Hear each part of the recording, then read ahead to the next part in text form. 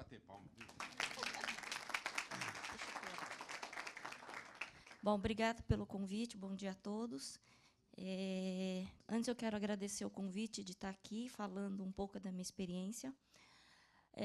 Basicamente, eu preparei quais são os cuidados que a gente tem que ter para fazer um bom artigo. Lógico que, obedecendo isso, não quer dizer que você vai ter um artigo aceito no periódico A1, tá?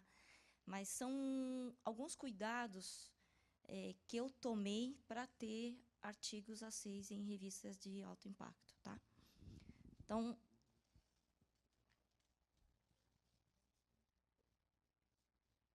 bom, antes de falar sobre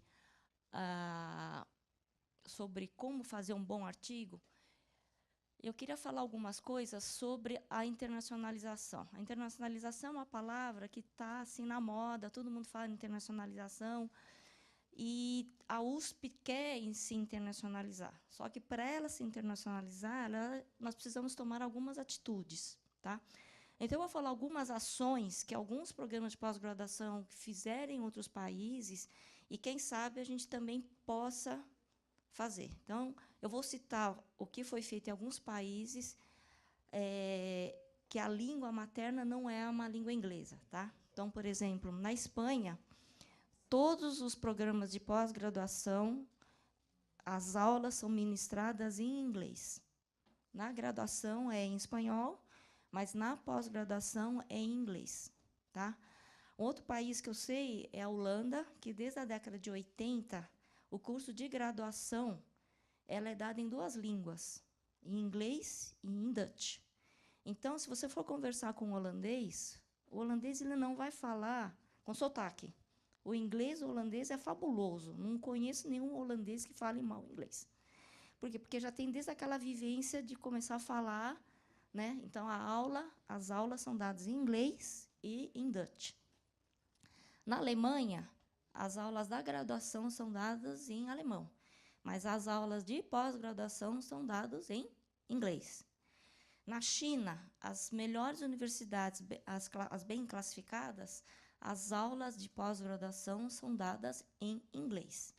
Então, eu acho que já está mais do que na hora de a gente tentar fazer alguma coisa desse tipo. Então, eu acho que algumas atividades que eu sugiro que as pessoas poderiam tentar fazer. Né? Então, a primeira delas que eu sugiro é a gente tentar dar alguma disciplina em inglês. Tá? A segunda eu sei que os orientadores fazem reuniões com os alunos de pós-graduação. E é um grupo pequeno. Então, acho que poderia começar aí fazer algum seminário em língua inglesa. O aluno vai ficar inibido no começo, tudo, mas eu acho que o fato de preparar os slides em inglês, tentar falar 10 minutos, 5 minutos, é um bom treino para qualquer evento, para qualquer coisa. Tá? A pessoa deixa de ficar inibida. Tá? Então, eu acho que isso poderia ser alguma coisa que poderia ser feita. Né? Assim, eu já fiz algum seminário interno com os meus alunos e eu acho que foi muito bom. Era um grupo pequeno, mas como fica uma coisa mais íntima, você não está sendo gravado, por exemplo, ninguém está ouvindo, então fica uma coisa, pode errar. E outra coisa que eu também já conversei, inclusive, com pessoas de língua inglesa, que fala, que é americano, o americano falou, nós erramos também quando nós falamos. Esquece terceira pessoa do singular, falamos errado. Só que a gente não percebe. Tá? Então, eu acho que a gente poderia começar a fazer isso. E a outra coisa, redação de artigos em língua inglesa. Esse negócio de pegar e escrever em português e tentar traduzir depois, o que se pode fazer é você ter um bom texto em português, mas já tentar escrever em inglês. E daí pedir para fazer revisão. Então, eu acho que são atividades que poderíamos começar a fazer isso aqui. Tá? Pode ser uma coisa... Isso aqui é meio conta-gotas. Né? Cada dia vai fazendo alguma coisa, vai acrescentando. Então, eu acho que isso são atividades que poderiam estimular o uso da língua inglesa.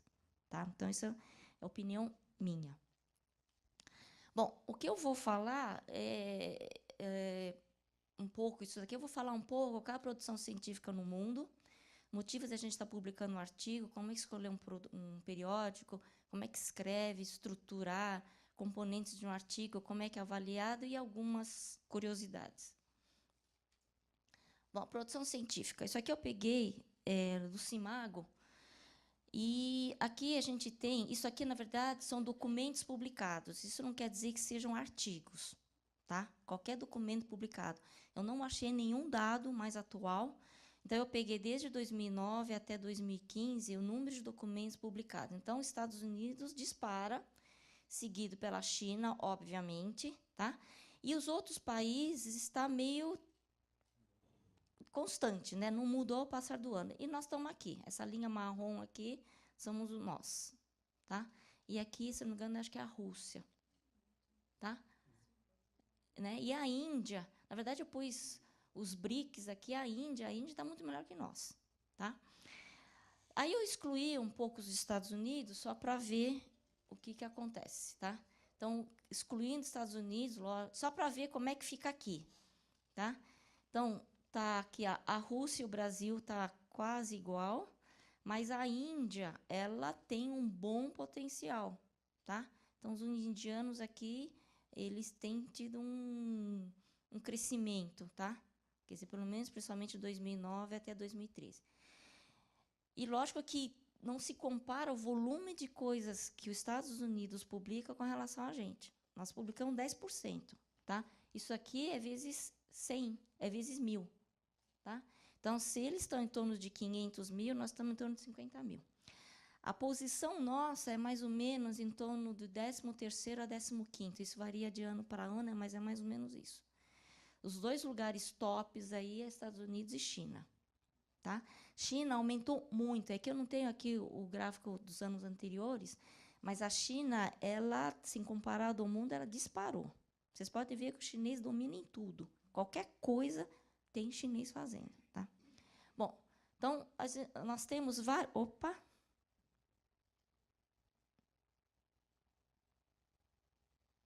Disparou. Bom, então, nós temos alguns motivos para querer publicar um artigo em periódico científico. Então, eu vou só estar falando mais um artigo em periódico científico. Tá? Então, escrever um artigo, na verdade, ajuda a expor as ideias. Tá? É uma boa maneira de trocar ideia com o orientador, com os pares, quem está avaliando.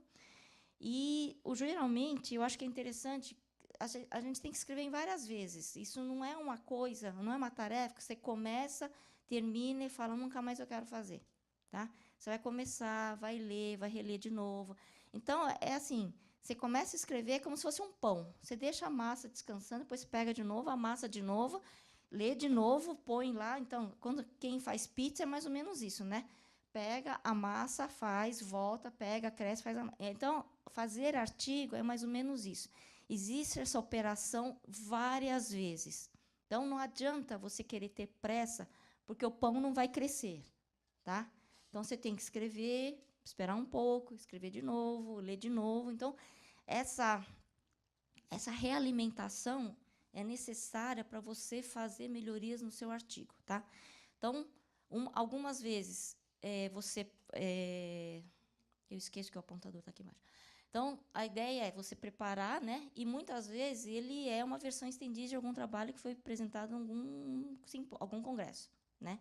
Então, ou, por exemplo, pode ser resultado de algum resultado de alguma disciplina, né? Você pode tentar procurar virar um produto, tá? Bom, aqui, na verdade, isso, além de você estar escrevendo, você está tendo uma boa interação com o seu orientador, também ajuda a avaliar a qualidade da sua proposta. Quer dizer, quem for ler vai avaliar, puxa vida, que ideia boa que essa pessoa teve, promove uma crítica sobre a pesquisa e coloca a proposta ao julgamento de pares. Quer dizer, as pessoas que forem ler o que você está fazendo, além de você ter uma boa interação com o seu orientador, vai fazer com que as pessoas divulguem o que você está fazendo. Tá? E, além disso, quem quiser seguir a carreira de pesquisador, faz parte da sua avaliação, do seu... por exemplo, para você defender a tese ou dissertação, muitos programas pedem que seja submetido um artigo. Então, isso faz parte da avaliação. É um pré-requisito para as pessoas defenderem a dissertação, defenderem a tese. Tá? Em vários programas, ou inclusive a da produção, a gente pede que haja submissão, tem uma série de regras em relação à submissão de artigos. Ou pode até, se você, por exemplo, conseguir escrever que o artigo seja publicado, seja aceito, ele substitui crédito-aula. Então, eu acho que é um bom incentivo para você escrever um bom artigo, conseguir publicar quando você é aluno, e isso substitui, em vez de você fazer uma disciplina, substitui crédito-aula. Tá? E, além disso, quando você vai prestar concurso, por exemplo, isso faz parte da avaliação. Tá? Se você pode ter um bom currículo, mas se você não tem um bom número de uma produção bibliográfica, isso é um critério de seleção. Então, isso faz parte do critério de seleção para você virar professor de instituto de ensino superior. Tá ok? E, quando você vai pedir auxílio para órgãos de fomento, primeiro item que aparece na avaliação é como é que a produção dessa pessoa. Tá?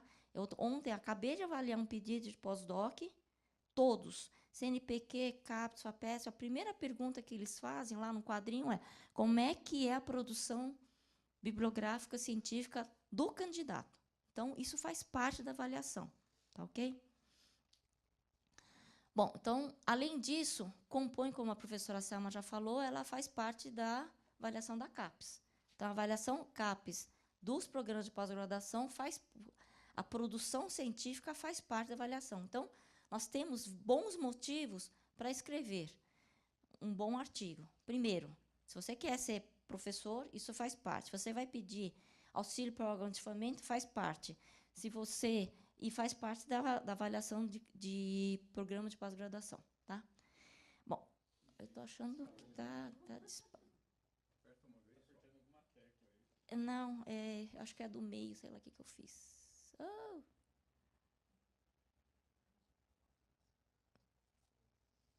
Isso.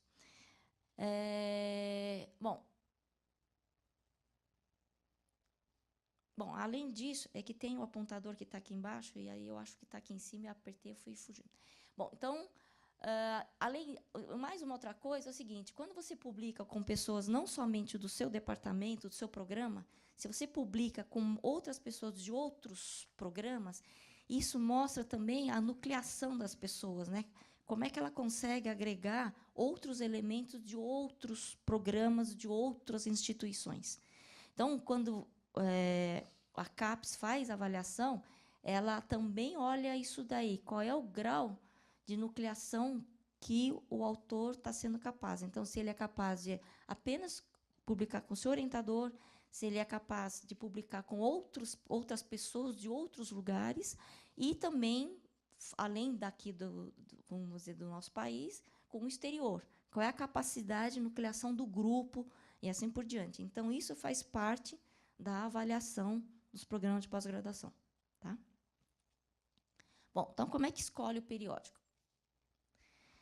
Bom, isso existem várias maneiras. Tá? Então, primeira coisa, você tem que fazer uma lista dos periódicos candidatos. Tá?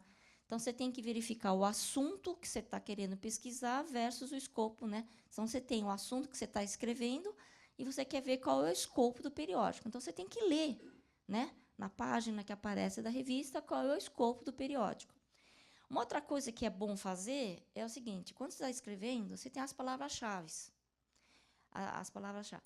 Você procura, dentro do periódico, se a palavra-chave sua está dentro de alguns artigos publicados desse periódico.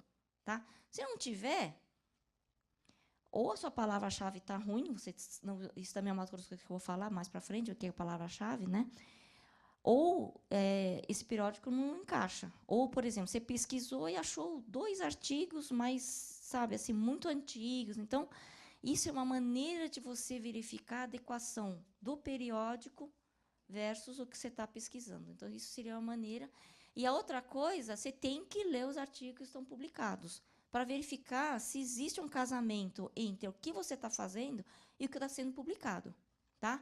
Então, às vezes, o artigo ele é mais teórico, às vezes ele é mais matemático, e, às vezes, tem características diferentes, né? Então, precisa ler para ver se encaixa o que você está fazendo, tá? Isso, para quem... Isso, na verdade, você pode fazer nas primeiras vezes, né?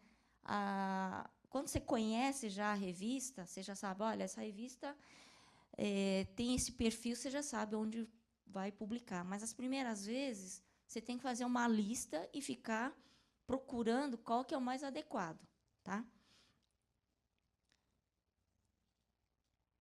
Bom, a outra coisa é alguns critérios para selecionar. Então, se a revista é boa, ela tem uma coisa chamada fator de impacto. Ela está indexada em bases relevantes. Então, ela está na Scopus, na Web of Sciences, ela está... Toda revista, ela faz propaganda dela, né? Então, quando você entra no site da revista, ela tem lá, né, indexação. Você vai ver onde ela está indexada. Se ela estiver indexada em boas bases de dados, isso é um sinal. Se ela tem um fator de impacto alto, melhor ainda. Então, a ideia é você conseguir você submeter em revistas com alto fator de impacto, tá? E um outro critério que pode ser utilizado é você utilizar o critério Qualis da CAPES, né? Então, como nós estamos na Engenharia 3, que é da Engenharia de Produção, isso é uma sugestão, porque tem alguns problemas.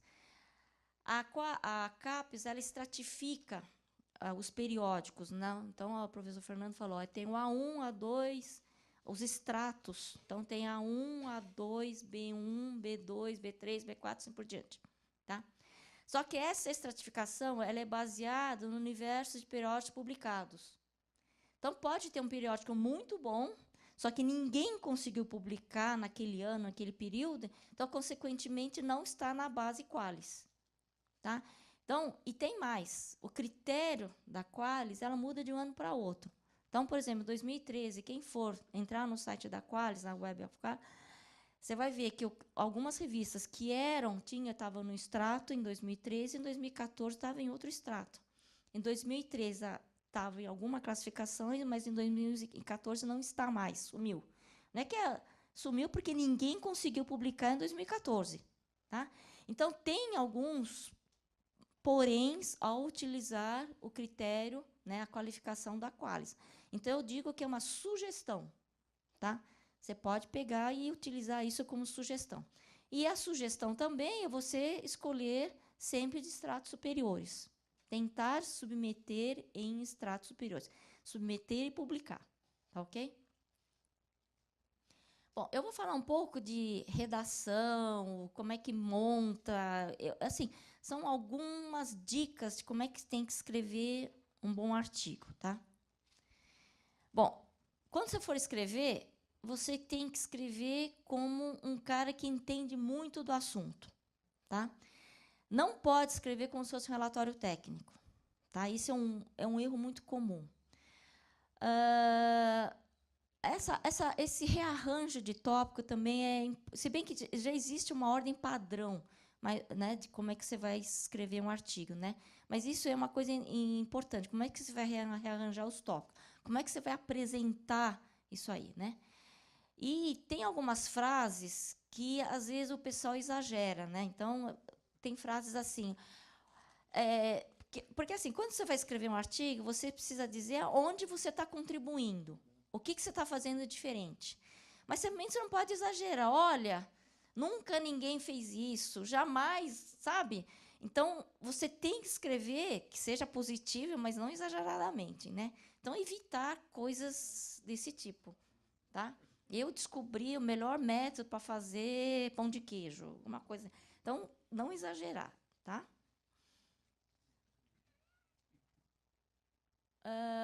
Aqui, se você... O formato, isso é uma coisa muito importante, tá? Todas as revistas têm umas regras de formato de submissão. Então, ele fala, olha, eu só aceito arquivo Word, LaTeX, o tipo da letra, a fonte, o espaçamento, como é que tem que estar numeradas as tabelas, se é algarismo romano, se é arábico. Então, isso daqui você tem que seguir ipsis literis, tá? Por exemplo, estilo de referência. Cada revista usa um estilo. Tá? Então, alguns usam Harvard, usam Chicago, APA, existe uma série aqui de estilos. Cada revista usa uma, tá? Então, vocês precisam ler atentamente sobre isso daqui, como é que você tem que preparar, tá? E eu sugiro que as regras de submissão devem ser estritamente seguidas, porque o que acontece? Às vezes você chega, submete e devolve, porque não está na formatação adequada. Isso atrasa. Aí você demora 2 dias para arrumar de novo e submete de novo, tá? Então, existe as revistas, né? Tem umas pessoas que ficam checando para ver se isso. Agora, existe uma tendência que eu estava vendo em muitas revistas, atualmente, como o volume de submissão aumentou muito, e para ficar checando se tá ok ou não a formatação, muitas revistas elas estão aceitando a formatação, sem estar no estilo adequado, etc., etc., e só após a aceitação que você vai arrumar. Então, isso tem agilizado bastante. Mas isso não são todas as revistas, são tendência de algumas revistas, tá? Então, precisa ler, né? Como é que tem que submeter? Bom, aqui são algumas coisas que eu acho que é importante vocês prestarem atenção, né? Então, óbvio, você tem que escrever, não pode ter erro, tá? Aqui, evitar escrever na primeira pessoa do singular. Isso aqui é uma coisa que tem muita gente que faz um excesso de itemização, então fica a seção 2.1.3.4.7, no máximo 3 níveis, no máximo, tá? Evitar rodapés e notas, porque o que acontece? A pessoa que está avaliando, ela tem que ler, tem um rodapé, desvia, então coloca já o conteúdo do rodapé no próprio texto, a não ser que seja um rodapé muito pequeno. Às vezes, o rodapé é maior que está no texto. Então, evitar esse tipo de coisa, né? Evitar, por exemplo, quando nós estamos escrevendo numa língua que a gente não domina, que é o inglês, eu sugiro que evitem sentenças muito longas, tá? Parágrafos longos, evitem. Quebrem, tenta escrever de maneira mais curta, né? Porque quando nós escrevemos em português, não sei o que lá, não sei o que lá, dado, e fica um parágrafo, uma sentença muito longa. Então, como nós estamos escrevendo em inglês e a gente não domina, nós não dominamos a língua completamente, evitem escrever frases muito longas, parágrafos longos, tá? Então, tentem quebrar em frases mais simples, construções mais simples, mas que você consiga dizer o que você quer falar, tá? Aqui, verbos inadequados. Isso, assim, se em português nós já temos, em inglês, então nem se fale. Por exemplo, em português, falar assim, olha, o valor, por exemplo, eu observei uma média de 3 metros e caiu na região. O número não cai. O número está dentro do intervalo. Então, tem alguns verbos que, mesmo em português, nós escrevemos errado, né? Então, evitem utilizar isso. Olha, caiu.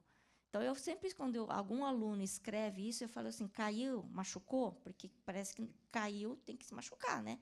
Então, esse tipo, isso aqui é muito importante. Evitar isso, tem que procurar um verbo adequado para você escrever o que você quer falar, tá? Jargões da área. Isso aqui, em português, nós usamos muito. Como a gente não conhece inglês, eu acho que a gente... evitar é bom, tá? Então, esses jargões da área é uma coisa que a gente precisa evitar. Siglas. Às vezes a pessoa está escrevendo e fala assim, escreve, sei lá, SP, que é São Paulo. Só que você não apareceu SP em lugar nenhum. Então, você precisa, a primeira vez que você escreve, definir o que é. Isso parece bobo, mas na hora que está avaliando, a pessoa que está lendo o texto, aparece uma sigla, só que ele não sabe o que significa. Então, o que acontece? Vai lá para frente, ficar procurando se ele não esqueceu, né? Será que eu não prestei atenção?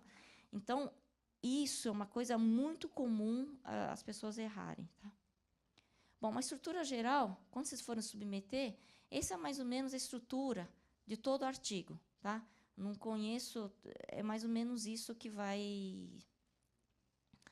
é a composição do artigo. Tá? São essas seções que tem, Então, evitem o excesso de etimização, tá? Eu acho que as números de sessões de um artigo não deve ultrapassar, assim, pela minha experiência, menos de 10. No máximo, umas 8 sessões, tá? Pelo menos... Bom, socorro. Pior que está gravando tudo que eu estou falando, né? Mas tudo bem.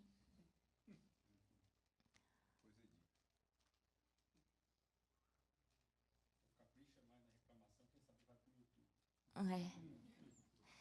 Bom, a primeira coisa é o seguinte: título. Ele não deve ser muito longo. É difícil escolher um título para o trabalho, tá? Às vezes o título ocupa 3 linhas. 5 minutos já? Isso, precisa correr.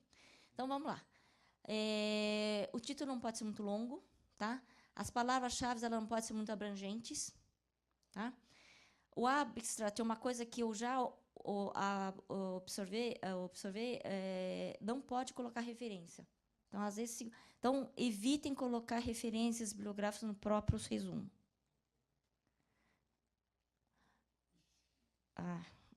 Eu acho que isso aqui não está bom, ó. Sou eu. Quer que eu ajude aqui?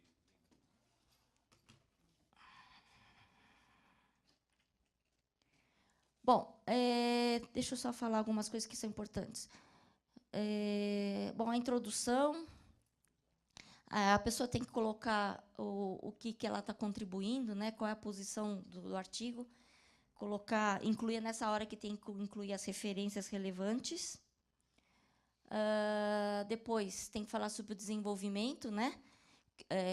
Como é que foi feita a metodologia, como é que foi feita a amostragem, interpretação dos resultados, né? Então, essa parte aí. Bom, conclusões. E uma coisa que eu acho que é interessante na conclusão, sempre tentar colocar qual que seria as possíveis extensões, tá? Bom, agora tem algumas coisas que eu queria falar, não na introdução, mas algumas coisas que as pessoas costumam errar muito. E isso faz muita diferença. Eu só vou pular. Por exemplo, nas referências, na hora de você escrever, principalmente sobrenome chinês, na hora de você estar escrevendo, as pessoas não sabem o que é o nome e o que é o sobrenome. Tá? Então, precisa prestar um pouco de atenção, porque, às vezes, você acha que é o nome, mas é o sobrenome. Então, isso, você precisa prestar atenção. Outra coisa, no texto, o formato etiol é permitido, mas, quando você está na referência, você precisa colocar o nome de todos eles. Tá? No texto, é bom evitar o APUD, que é a referência da referência. Tá? E uma outra coisa que é importante é você checar toda a referência que você está lá no final, você precisa estar no texto, precisa ter um casamento. Tá? Então, isso é uma coisa... outra coisa. Utilizem referências atualizadas. Evitar usar referências de trabalhos de congresso, dissertações, referências que não estejam em língua inglesa. Porque chega lá, está em português, a pessoa nem sabe como é que foi avaliado aquilo lá. Equações. Elas têm que estar muito bem editadas. Se é fração, vamos escrever no formato de fração, né? Principalmente, eu já vi texto assim, que tem um numerador muito grande e um numerador muito grande, tem uma barrinha. Não, vamos usar ou o equation do Word, ou um editor de texto, o MathType, que você escreve uma equação melhor, ou uma sugestão que eu ia fazer, o pessoal usar o LaTeX. O LaTeX, para fazer equações, é fantástico. Tá? Então, as equações elas têm que estar muito bem editadas e arrumadas, utilizar um tamanho de fonte adequado. Isso é uma coisa que tem uma fórmula grande e, às vezes, não dá para perceber se a potência, denominador, numerador. Então, procure editar de uma maneira bem feita. E outra coisa é o seguinte, quando a pessoa está fazendo o texto, ela tem uma mania de tudo que aparece fórmula, numerar. Não. Numera aquelas que vocês forem fazer referência no texto. Então, conforme a expressão 3, que quer dizer não sei o que lá, não sei o que lá, continuando. Né? Mas tem textos que eu recebo, está todo numerado, não precisa numerar todas, só numera aquelas que vocês foram mencionar no texto. Tá ok? O que mais? Tabelas. Nas revistas, não existe a opção de quadros, existe a opção de tabelas. Tá? Então, você tem que transformar o seu quadro em tabelas. E tabela, existem normas para fazer uma tabela. O que o Excel faz não é uma tabela. Tá? O Excel faz, é tudo quadriculado, não é uma tabela. Tabela, você tem linhas horizontais, você tem uma linha horizontal para separar do título, do cabeçalho, e uma linha final para você fechar a tabela. Tá? Tabelas muito longas, o que você pode fazer, pode colocar algumas linhas para separar, para não ficar uma coisa muito difícil. Tá? Informar fontes, se tiver, e tabela sempre tem que ter um título. Tá? Se é em cima, se é embaixo, depende da revista. Algumas estão no começo e algumas ficam depois. Bom, outra coisa, tem gente que adora fazer tabela com uma linha só. Tabela com uma linha só, mas tem, me dá mais um pouquinho, porque eu acho que é importante falar. Tá? Prolonga mais um pouquinho. Tem gente que faz tabela com uma linha só. Isso não é tabela. Melhor escrever. Tá? Casas decimais. Tá? Tem gente que escreve com 10 casas decimais. Dependendo do contexto, não precisa. Gráficos. Precisa escolher um gráfico adequado para representar. Tá? Então, por exemplo, o pessoal gosta de fazer o gráfico de pizza. Mas será que ele é a melhor forma de apresentar seus resultados? Se os resultados forem muito parecidos, o gráfico de pizza não serve para nada, porque fica tudo igual.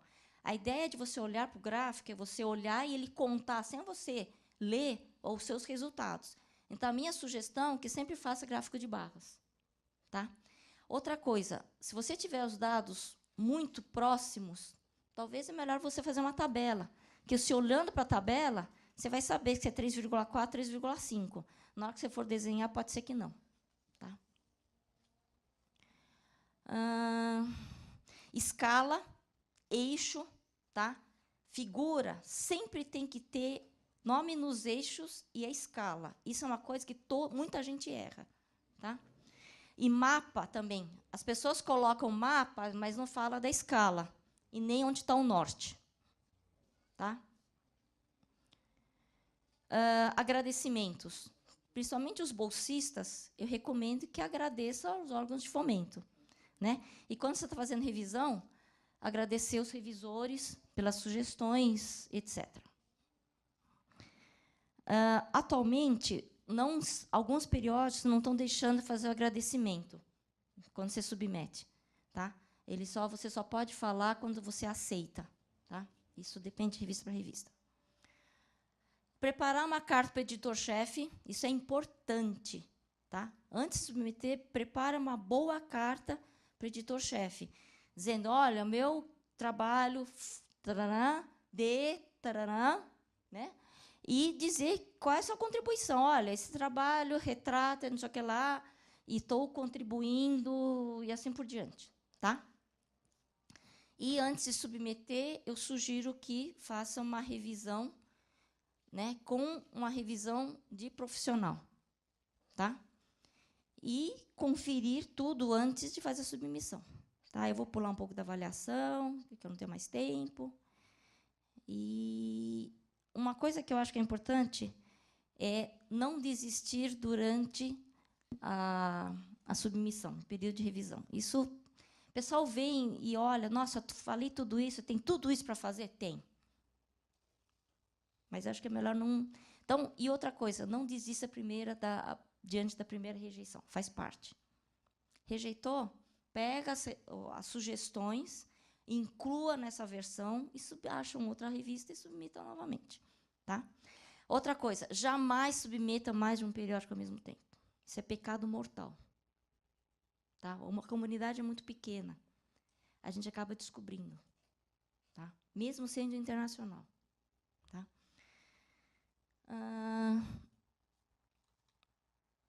Aqui. Como nós não sabemos escrever inglês, é sempre bom ter um dicionário inglês-inglês. Em papel, do jeito que vocês quiserem. Mas é bom ter. E outra coisa, parece que o Google Tradutor não ajuda, mas utilize o Google Tradutor ao seu favor. Você escreve uma frase, põe no Google Tradutor, traduz para o português, inglês. Você vê se faz sentido. Você pode melhorar e ver se está fazendo sentido. Então, você usa o Google Tradutor a seu favor. Não pegar simplesmente colocar o Google Tradutor, mas você usa. Para achar sinônimos, para achar antônimos, é muito bom. Tá? E outra coisa é o seguinte, o LaTeX. Eu sei que na engenharia poucas pessoas usam LaTeX, mas o LaTeX é um editor científico, free, e a formatação dele, a saída dele, ela é muito bonita. Então, esse negócio de numerar a tabela, ele faz tudo automaticamente. As referências também. Basta você colocar o estilo. Eu quero estilo APA. É um comando, ele já vai colocar as referências no formato que você quer. Só que, assim, ele é chato, é meio chatinho de usar. Mas eu acho que vale a pena. Eu sou uma usuária de LaTeX, eu acho fantástico, porque você não precisa alterar nada. Você pode usar o mesmo banco de dados e bibliografia para qualquer artigo. Basta você fazer referência. Então, numerar tabela, equação, não tem problema nenhum. Se aumentar. Então, eu acho que é bom usar o LaTeX. Mas isso tem um esforço para utilizar. Não é difícil. Os meus alunos, todos, agora estão usando LaTeX. Tá? Bom, então é isso. Tem alguns periódicos que só aceitam esse tipo. E não deixem de ler esse artigo. Acho que eu posso até passar depois para todo mundo, da Technovation. E uma outra coisa que eu sugiro, só para encerrar, é o seguinte. Como a gente está falando em internacionalização, eu acho que é interessante que todo mundo tivesse o Research ID e um negócio chamado ORCID, ORCID, tá? Que você se inscreve, e isso é muito bom, porque aí conta o número de citação internacional e tudo mais. Tem revistas que, na hora que você vai submeter, eles pedem o ORCID, a maioria deles. Então, exatamente. Então, eu acho que vale a pena todo mundo ter. Que vai ser o futuro CPF de pesquisador, vamos dizer, tá? Bom, é isso. Eu falaria mais, umas 2 horas, mas... Está aberto aí. Bom, quem quer fazer pergunta? Microfone, por favor. Espera, tem que falar aqui, senão não... ORCID. Pode falar. Bom dia, né? Parabéns pela iniciativa, professor e professores. Eu sou bibliotecária aqui da Poli, então eu me interesso também muito pelo assunto, né? Não, só queria dizer que é isso mesmo, né? Eu acho que é importante porque vocês, pesquisadores, professores, vocês têm que publicar, têm que fazer o conhecimento circular, ficar conhecido, né? O artigo. E eu queria dizer, não sei se a senhora sabe, que existe um curso de redação em inglês dada pela professora Cristina Borba, né? Ela tem dado esses cursos há alguns anos para os alunos, e é muito interessante que vocês vão aprender a escrever em inglês. E ela, inclusive, faz a revisão também, se necessário, e ela dá esse curso de escrita científica. Outra coisa que eu queria dizer também, que as bibliotecárias, apesar de não darem o curso da escrita científica em inglês, elas também estão aptas a ajudarem nessa pesquisa bibliográfica, inclusive a procurar os journals o fator de impacto através do JCR, que é uma base que está dentro do Web of Science, né? Então, todo esse levantamento de vocês encontrarem o periódico que tem o maior fator de impacto, elas também podem auxiliar, né? E eu acho que o que eu queria dizer era mais isso, que eu acho essa iniciativa muito boa, que devia ser dada, né, todos os semestres para os alunos, e nós, bibliotecários, também nos colocamos à disposição para ajudá-los no que for preciso, principalmente no uso dessas bases, nesses levantamentos do JCR e outras coisas, no cadastramento no ORCID, né, que eles falam, no Research ID, e a gente está à disposição. Hoje à tarde mesmo nós vamos dar uma palestra para os alunos de pós-graduação lá da metalurgia. Tá? Então tá, obrigada. Perguntas?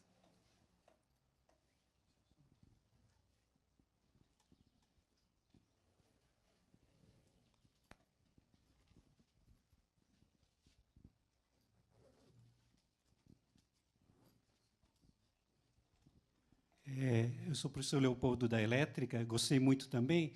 A minha pergunta seria se você puder comentar alguma coisa com relação à novidade, à ideia, porque, conforme foi dito, o editor sempre quer saber. E se tem alguma coisa, porque nem tudo é novo, mas também nem tudo já foi dito. Então, como que a gente potencializa, valoriza uma ideia que você teve? Às vezes, você pegou a ideia de 2 artigos e você fez alguma coisa. Em relação a isso, teria alguma coisa? Eu acho que, quando você vai preparar, você está falando da carta, né? Da carta e do artigo. Então, mas eu acho que você tem que deixar bem claro qual que é a sua contribuição. Né? Você pode dizer, olha, fulano fez isso, isso, isso, e eu estendi para, em vez de o n igual a 3, para n igual a 5, alguma coisa assim. Mas você tem que deixar bem claro o que você está fazendo.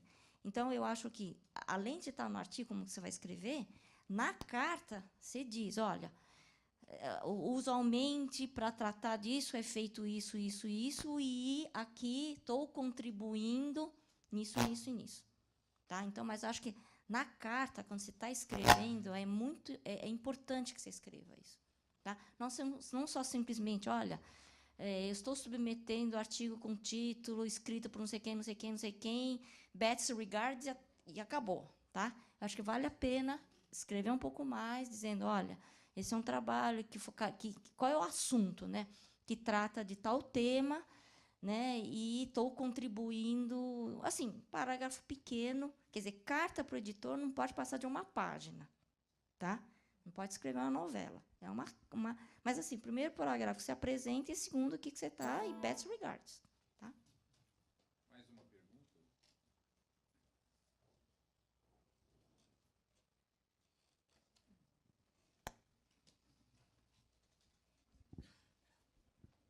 Lina, Paulino, sou professor aqui do departamento.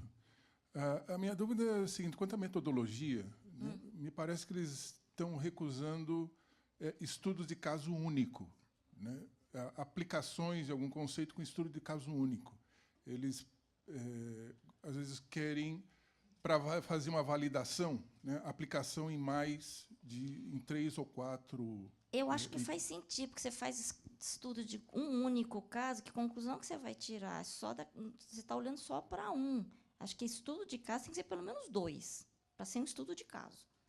Você tem que ter um, que é referência, e um outro que você quer falar alguma coisa. Né? Essa é a minha opinião. Eu acho que estudo de caso tem que ter pelo menos... Tem um que você tem a referência, e você tem que ter algum que vai comparar o que você está propondo. Estudo de caso com um único caso, para mim, não é um estudo de caso. Tá?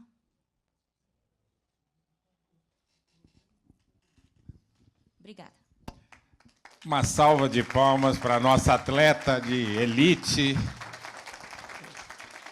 Linda Lirô, parabéns, Linda, pela sua apresentação. Muito obrigado.